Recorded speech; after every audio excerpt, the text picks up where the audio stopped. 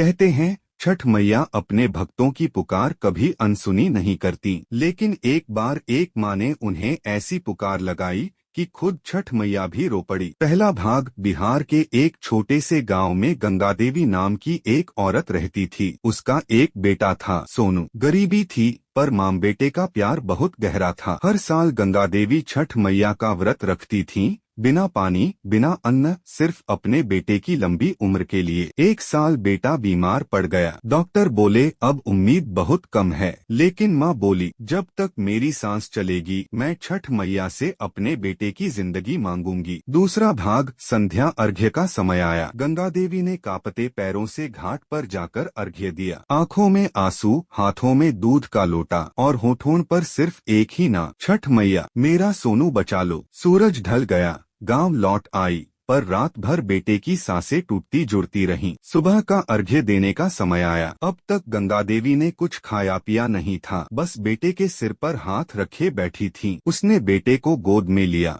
और कहा मैया आज आखिरी बार अर्घ दिया, तोरा भरोसा बा। तीसरा भाग। घाट पर जैसे ही उसने उगते सूरज को देखा, हाथ जोड़े, आंखें बंद की और बोली छठ मैया अगर मेरी भक्ति सच्ची है तो मेरे लाल के प्राण लौटा दो। तभी तेज हवा चली, जल की लहरें कांपी और उस क्षण सोनू की सांसें वापस चल पड़ी। गांव वाले दौड़ पड़े, बोले छठ मैया चमत्कार कर दी। गंगा देवी ने आंसू भरी आंखों से आसमान की ओर देखा। मैया तोहार दया के कवन तोड़बा। अंत। आज भी उस गांव में कहते हैं जब भी कोई माँ सच्चे दिल से छठ मैया का व्रत रखती है तो मैया उस गंगा देवी की तरह हर माँ की पुकार सुनती हैं, क्योंकि छठ मैया सिर्फ भगवान नहीं, माँ है जो अपने बच्चों के आंसू कभी व्यर्थ नहीं जाने देती।